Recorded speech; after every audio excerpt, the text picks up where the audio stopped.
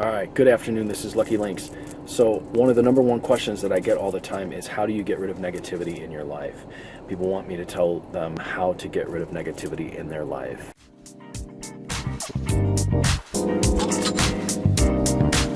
That's unexpected. I must say, you fight well. Now put that in your pipe and smoke it. And I can only speak from my own experience. So for what it's worth, I understand what it's like to grow up in and to be in a negative environment. I did not grow up in the most positive environment. So, when people see me laughing and talking about this stuff, and it's like, I'm not holding on to that stuff. But I didn't, it was pretty dark. The area, where I grew up, it was pretty dark. My childhood was pretty dark, and my early years were pretty dark. But I don't believe in holding on to that stuff for the reasons that I'm about to tell you. So it's not that I'm not worried about that stuff or anything because of what I did to rid myself of that stuff. I did quite a few things in the beginning. And I've talked about some of them on here, and hypnosis. And hypnosis actually helped some. It helped quite a bit. So it helped me get into places where I could see things more clearly, and I'm very grateful that I discovered hypnosis. I used the tarot a lot. Personally, I did a lot of shadow work when I started doing the tarot. I stumbled my way through that. I wrote a bunch of novels. And when I was a kid, I wrote excessively, and that's why I have 2 degrees in creative writing, because that was how I, how to get rid of stuff. I also, I eliminated people from my life who were toxic and who were negative. I know people use that term toxic a lot, but you have to remember it takes 2 in any kind of situation where there's quote unquote toxicity or someone being abusive. You agree to that. When you let people treat you that way, you're training them to treat you that way. So I'm not really big on blaming anyone. Any situation that I got into my life, forever good or bad, was my doing. I agreed to it. That I'm aware of. And people ask me all the time about that, and it's like, do you believe? Yeah, I do believe. I do believe that we get in those situations because we agree to them on some level.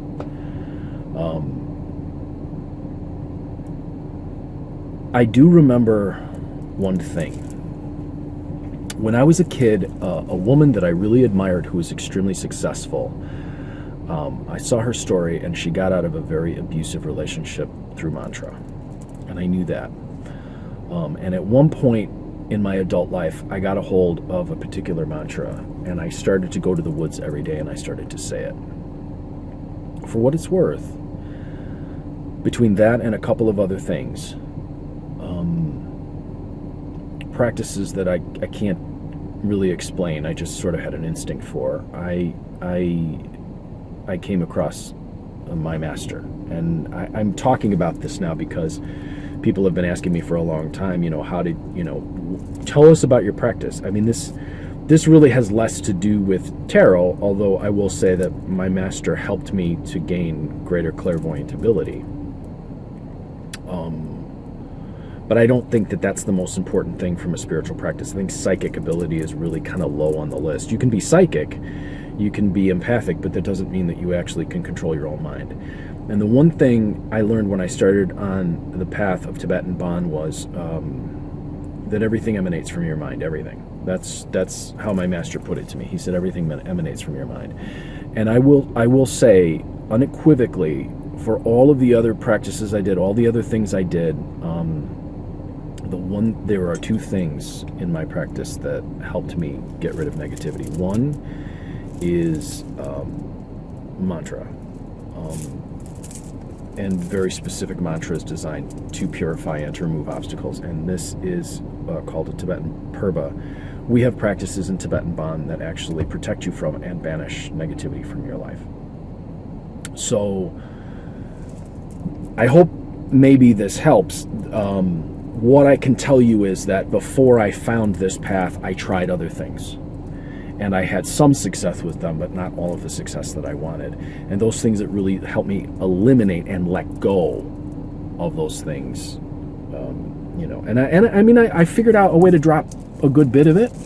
But the problem when you're in a situation where you're constantly, you're raised and you constantly find yourself around negative people and negative attitudes and your mind gets in a habitual pattern. So become even after you remove that stuff and those people from your life, you're kind of conditioned to it. So you have to kind of get away from the conditioning. And like I said, hypnosis and some of those things helped. Meditation before I started down this path was very tricky, because what I found was that I meditated and all these things came up that I didn't know what to do with, and no one could tell me what to do with them. And what was unfortunate was my so-called teachers at the time told me to let my mind wander, which was actually the worst thing I could have done, because it just made more problems. They didn't, when the junk came up and I was meditating, they didn't really tell me what to do with it or how to do with it. And even people who said just release it, that was nice in theory, but I didn't have anything to do with it. It didn't help me. In a lot of cases, it would get me to the point where I'd have so much arise, I'd have to take a days, weeks before I could go back to meditating again, because I had to sort of process it. So this and this, and I mean there are other practices that we did too, but this was about banishing and getting rid of negativity, and this was about purifying things and making the way. So that's one of the biggest questions I always have. What do you do for negativity? Well, I didn't stay around those people who were. That was first. And one of the main problems that I see people doing is that they latch themselves to and they hang around the very people that are constantly abusing them, and they stay there. And they stay in those situations. So, I mean, and I'm not saying that that's the situation I was in. I'm just saying that the people in my life, there were people in my life who did not wish me well and did not really want me to succeed, and I removed myself from those situations. No matter, and I didn't care. And I know that people, it's very challenging. Yes, it's hard, but I said in the long run, I have to do this for me. So I got out of those situations. So I got out of those situations. And then I did other things like hypnosis and stuff, and then I learned as I got better at figuring these things out, I got better at helping people remove themselves from those situations too. So but then once I found Tibetan Bon and my practices, Tibetan practices, and I knew somewhere in there that the answer was in Tibet. I knew it was, and I was reading all sorts of stuff. I'll tell you how I came across it in another video. It was pretty spooky what happened. It was pretty amazing how it happened. It was like magic when I found it. But these particular practices helped me really to remove stuff from my life, and it was that original story too that I heard about the woman who I respected, who'd gotten herself out of a horrible situation by using mantra, that made me go, maybe there's something to this. Now there's a lot of people who teach in the New Age about vibration. Well, what do you think this is? I mean, that stuff that they talk about in relation to vibration, it's key to a science that's very, very, very old, that's in the Tibetan stuff. But they don't tell you how that works, because they don't necessarily know how it works. And the funny thing was there were some actual scientists, there were some individuals, there were some very, very intelligent, very amazing individuals in the 19th century who figured out stuff about that science and how it worked. And they were labeled quacks. So, and they weren't particularly spiritual people. They were people who were looking at it from a sort of scientific perspective, and they were labeled quacks, and they figured a lot out. So whenever people figure this stuff out, they're labeled quacks, but then people set themselves up as the teachers who only have tiny little pieces, and they go, oh, look, this is a law. It's like, well, all right. Personally, I didn't find a lot of those laws helping me to remove negativity. I also tried affirmations and stuff like that. It didn't really work very well for me. There were a lot of reasons why it didn't. I tried creative visualization too. That didn't work so much. I think writing was a sort of form of creative visualization. I think that sort of helped me get that out. But that doesn't necessarily work for everyone. I mean, some people aren't built that way. It just so happened that it worked for me because of the way I'm built. It was one of the reasons why story was so important to me. And I found that if I read certain kinds of stories and figured out how certain stories work, that helped me to figure out maybe a pattern that a healthy situation here or healthy situation there would model this story. So story was very important to me too. But once I learned Tibetan practices, it was amazing. It was a huge difference in my life. So for what it's worth, that's my answer on the question: how do you remove negativity from your life? I am Lucky Lynx, as always, wishing you success and good fortune in all that you do. For those of you who do not know, this is called a Tibetan Purba. This is a Tibetan Mala. If you want to know more about these practices, I posted a thing about a 1 week-long retreat that His Holiness Padma Gampo Rinpoche, my master, will be holding here in northern Tibet. He is building a temple here in northern Tibet, Northern California. He is building a temple here in Tibet, in Northern California, a Tibetan temple here in Northern California, and all proceeds from the first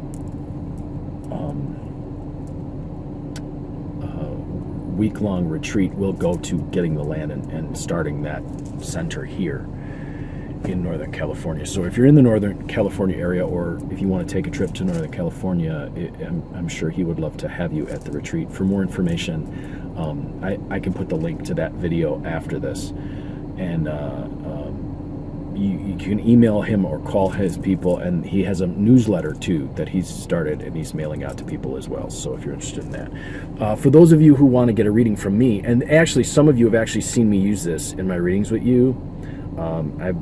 You've seen me very tricky when you've had spirit questions. You've seen me. Yes, there's something to that too.